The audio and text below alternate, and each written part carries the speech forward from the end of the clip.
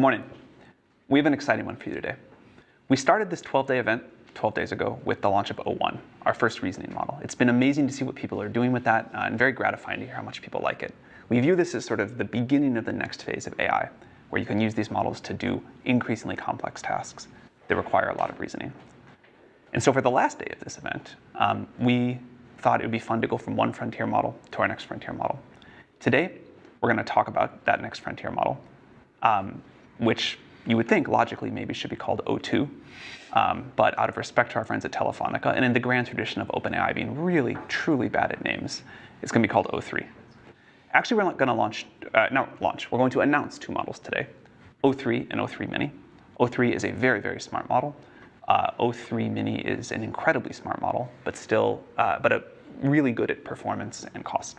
So to get the bad news out of the way first, we're not going to publicly launch these today. The good news is we're going to make them available for public safety testing starting today. You can apply, and we'll talk about that later. We've taken safety testing seriously as our models get more and more capable. And at this new level of capability, we want to try adding a new part of our safety testing procedure, which is to allow public access for researchers that want to help us test. We'll talk more at the end about when these models, when we expect to make these models generally available. But we're so excited to show you what they can do, to talk about their performance. Got a little surprise. We'll show you some demos. And without further ado, I'll hand it over to Mark to talk about it. Cool. Thank you so much, Sam. So my name is Mark. I lead research at OpenAI. And I want to talk a little bit about O3's capabilities. Now, O3 is a really strong model at very hard technical benchmarks. And I want to start with coding benchmarks, if you could bring those up. So on software style benchmarks, we have SweetBench Verified, which is a benchmark consisting of real-world software tasks. We're seeing that O3 performs at about 71.7% accuracy, which is over 20% better than our O1 models. Now, this really signifies that we're really climbing the frontier of utility as well. On competition code, we see that O1 achieves an ELO on this contest coding site called Codeforce of about 1891. At our most aggressive high test time compute settings, we're able to achieve almost like a 27 ELO here. So Mark was a competitive programmer, actually still coaches competitive programming. Very, very good. What is your? I think my best at a comparable site was about 2,500. That's tough. Well, I will say, our chief scientist, this is also better than our chief scientist Jakob's score. I think there's one guy at OpenAI who's still like a 3,000 something. Yeah, gets a few more months to enjoy. Hopefully we have a couple of months to enjoy there. Great. I mean, this model is incredible at programming. Yeah, and not just programming, but also mathematics. So we see that on competition math benchmarks, just like competitive programming, we achieve very, very strong scores. So O3 gets about 96.7% accuracy versus an O1 performance of 83.3% on the AMI. What's your best AMI score? I did get a perfect score once on this, so I'm safe. But yeah, really what this signifies is that O3 often just misses one question whenever we test it on this very hard feeder exam for the USA Mathematical Olympiad. There's another very tough benchmark, which is called GPQA Diamond. And this measures the model's performance on PhD level science questions. Here we get another state-of-the-art number, 87.7%, which is about 10% better than our O1 performance, which was at 78%. Just to put this in perspective, if you take an expert PhD, they typically get about 70% in kind of their field of strength here. So one thing that you might notice, from some of these benchmarks is that we're reaching saturation for a lot of them, or nearing saturation. So the last year has really highlighted the need for really harder benchmarks to accurately assess where our frontier models lie. And I think a couple have emerged as fairly promising over the last months. One in particular I want to call out is Epic AI's Frontier Math benchmark. Now, you can see the scores look a lot lower than they did for the previous benchmarks we showed. And this is because this is considered today the toughest mathematical benchmark out there. This is a data set that consists of novel, unpublished, and also very hard to test. These are extremely hard. Yeah, very, very hard problems. Even Turnstile houses, it would take professional mathematicians hours or even days to solve one of these problems. And today, all offerings out there have less than 2% accuracy on this benchmark. And we're seeing with O3, in aggressive test time settings, we're able to get over 25%. Yeah. That's awesome. In addition to Epic AI's Frontier Math benchmark, we have one more surprise for you guys. So I want to talk about the ARC benchmark at this point, but I would love to invite one of our friends, Greg, who is the president of the ARC Foundation, on to talk about this benchmark. Wonderful. Sam and Mark, thank you very much for having us today. Of course. Hello, everybody. My name is Greg Camrad, and I'm the president of the ARC Prize Foundation. Now, ARC Prize is a nonprofit with the mission of being a North Star towards AGI through and during benchmarks. So our first benchmark, ARC AGI, was developed in 2019 by Francois Chollet in his paper on the measure of intelligence. However, it has been unbeaten for 5 years. Now, in AI world, it feels like centuries is where it is. So the system that beats ARC AGI is going to be an important milestone towards general intelligence. But I'm excited to say today that we have a new state-of-the-art score to announce. Before I get into that though, I want to talk about what ARC AGI is. So I would love to show you an example here. ARC AGI is all about having input examples and output examples. Well, they're good. They're good? Okay. Input examples and output examples. Now the goal is you want to understand the rule of the transformation and guess it on the output. So, Sam, what do you think is happening in here? Probably putting a dark blue square in the empty space. See, yes, that is exactly it. Now, that is really, it's easy for humans to intuitively guess what that is. It's actually surprisingly hard for AI to understand what's going on. So I want to show one more hard example here. Now, Mark, I'm going to put you on the spot. What do you think is going on in this task? Okay, so you take each of these yellow squares, you count the number of colored kind of squares there, and you create a border of that width. That is exactly it, and that's much quicker than most people, so congratulations on that. What's interesting though is AI has not been able to get this problem thus far, and even though that we verified that a panel of humans could actually do it. Now, the unique part about ARC AGI is every task requires distinct skills. And what I mean by that is there won't be another task that you need to fill in the corners with blue squares. But we do that on purpose. And the reason why we do that is because we want to test the model's ability to learn new skills on the fly. We don't just want it to repeat what it's already memorized. That's the whole point here. Now, ARC AGI version 1 took 5 years to go from 0% to 5% with leading frontier models. However, today, I'm very excited to say that O3 has scored a new state-of-the-art score that we have verified. On low compute for O3, it has scored 75.7 on ARC AGI's semi-private holdout set. Now, this is extremely impressive because this is within the compute requirements that we have for our public leaderboard, and this is the new #1 entry on ARC AGI Pub. So congratulations to that. Thank you so much. Yeah. Now, as a capabilities demonstration, when we ask O3 to think longer and we actually ramp up to high compute, O3 was able to score 85.7% on the same hidden holdout set. This is especially important. 87.5. Sorry, 87.5, yes. This is especially important because human performance is comparable at 85% threshold. So being above this is a major milestone. And we have never tested a system that has done this or any model that has done this beforehand. So this is new territory in the ARC AGI world. Congratulations with that. Congratulations for making such a great benchmark. Yeah. When I look at these scores, I realize I need to switch my worldview a little bit. I need to fix my AI intuitions about what AI can actually do and what it's capable of, especially in this O3 world. But the work also is not over yet, and these are still the early days of AI. So we need more enduring benchmarks like ARC AGI to help measure and guide progress. And I am excited to accelerate that progress, and I'm excited to partner with OpenAI next year to develop our next frontier benchmark. Amazing. You know, it's also a benchmark that we've been targeting and been on our mind for a very long time. So we're excited to work with you in the future. Worth mentioning that we targeted and we think it's an awesome benchmark. Yeah. We didn't go do specific work with this. This is just the general of 3. But yeah, really appreciate the partnership. And this was a fun one to do. Absolutely. And even though this has done so well, ARC Prize will continue in 2025. And anybody can find out more at arcprize.org.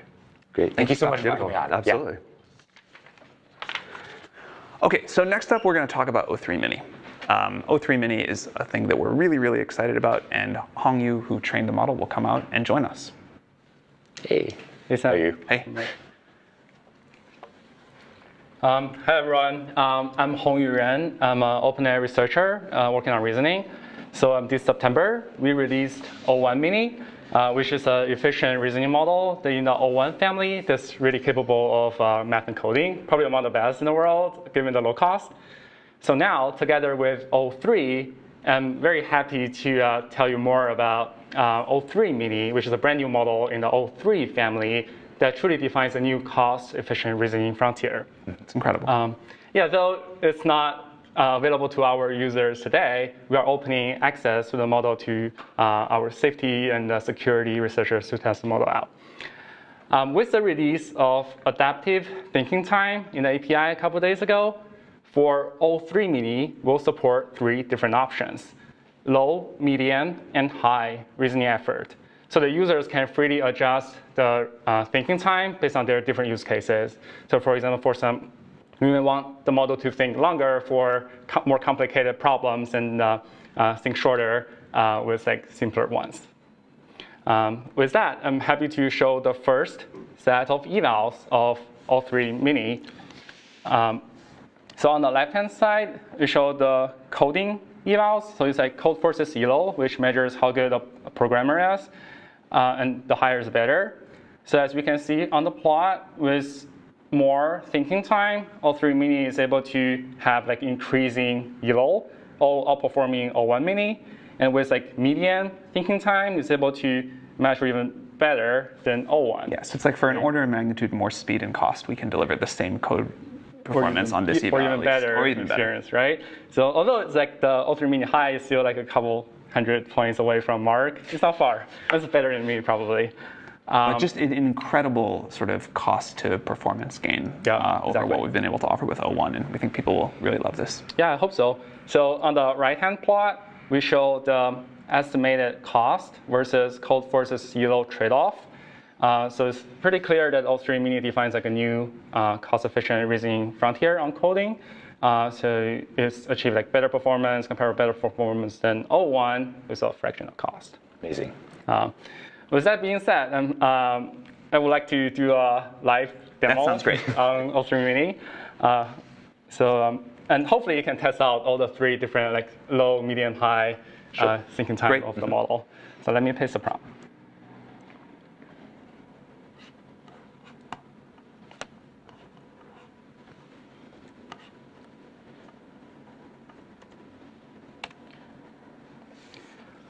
So I'm testing out O3 Mini High first. And the task is that I'm asking the model to use Python to implement a code generator and executor. So if I launch this, run this Python script, it will launch a server locally with a UI that contains a text box. And then we can make coding requests in a text box. It will send the request to call O3 Mini API, and O3 Mini API will solve the task and return a piece of code, and it will then save the code locally on my desktop, and then open a terminal to execute the code automatically. So it's a very complicated, pretty complicated task, right? And it outputs a big chunk of code. So if we copy the code and paste it to our server, and then we would like to launch this server. So we should get a text box when you're launching it. Yeah. Okay, great. Oh yeah, I see. I hope so. Yeah. It seems to be launching something. Okay. Oh, great. We have a UI where we can enter some coding prompts. Let's try out a simple one, like train OpenAI and a random number. Submit. So it's sending the request to O3 Mini Medium, so it should be pretty fast, right? So on this 41. terminal, 41. That's the magic number, right? So it saves the generated code to this local script on the desktop and then print out OpenAI 41. Is there any other tasks you guys want to test it out? I wonder if you could get it to get its own GPQA numbers. That's a great ask, just as what I expected. We practiced a lot yesterday. Yeah. Okay, so now let me copy the code.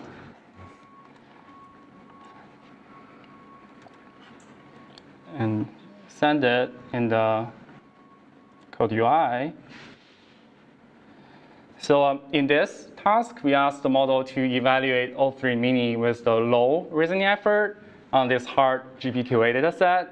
And the model needs to first download the raw file from this URL, and then it needs to basically figure out which part is a question, which part is the answer, or which part is the options, right? And then formulate all the questions, and then ask the model to answer it, and then parse the result, and then to grade it. That's actually blazingly fast. Yeah, and it's actually really fast because it's calling the O3 mini with low reasoning effort. Yeah, let's see how it goes. I guess 2 tasks are really hard here. Yeah, the long tail is often the problem. Go. Yeah, GPQA is a hard data set. Yes. Yeah, it contains like maybe 196 easy problems and 2 really hard problems. While we're waiting for this, do you want to show what the request was again? Oh, it actually returns the results. It's 61.62%, right? Amazing. 62%, right? Cool. With a low reasoning effort model, and it's actually pretty fast. Then full evaluation in a minute. Somehow very cool to just ask a model to evaluate itself like Yeah, this. exactly, right? And if we just summarize what we just did, we asked the model to write a script to evaluate itself on this hard GPQA data set. From a UI, right, from this code generator and executor created by the model itself in the first place. Next year, we're going to bring you on, and you're going to have to ask the model to improve itself. Yeah, let's definitely ask the model to improve it next time. Maybe not.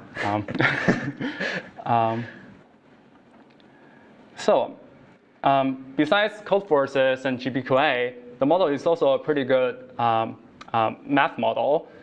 So we show on this plot with on this AMI 2024 dataset, O3 mini low achieves comparable performance with O1 mini, and O3 mini medium achieves comparable better performance than O1 if we check the solid bar, which are passive ones. And we can further push the performance with O3 mini high, right? And on the right-hand side plot, when we measure the latency on this anonymized O1 preview traffic, we show that O3 mini low drastically reduced the latency of O1 mini, right? Almost achieving comparable latency with GPT-4o. Where it's under a second, so probably it's instant response. And O3 mini medium is half the latency of O1. Got it. And here's another set of evals that I'm even more excited to show you guys is API features, right? We get a lot of requests from our developer communities to support function calling, structured outputs, developer messages on O mini series models. And here, O3 mini will support all these features, same as O1. And notably, it achieves comparable better performance than 4o on most of the evals, providing a more cost-effective solution to our developers. Cool. And if we actually unveil the true GPQA diamond performance that I ran a couple of days ago, it actually also means though is actually 62%, right? We basically ask the model to evaluate itself. Yeah. Right. Next time we should totally just ask the model to automatically do the evaluation instead of us doing it. Yeah. So with that, that's it for O3 mini, and I hope our user can have a much better user experience early next year. Fantastic work. Yeah. Thank you so really much. Great work on you. Thank you. Cool. So I know you're excited to get this in your own hands, and we're working very hard to post-train this model to do some safety interventions on top of the model, and we're doing a lot of internal safety testing right now.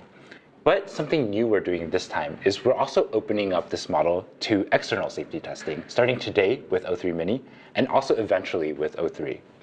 So how do you get early access as a safety researcher or a security researcher? You can go to our website, and you can see a form like this one that you see on the screen. And applications for this form are rolling. They'll close on January 10th. And we really invite you to apply. We're excited to see what kind of things that you can explore with this and what kind of jailbreaks and other things you discover. Cool. Great. So one other thing that I'm excited to talk about is a new report that we published, I think yesterday or today, that advances our safety program. And this is a new technique called deliberative alignment. Typically, when we do safety training on top of our models, we're trying to learn this decision boundary of what's safe and what's unsafe, right?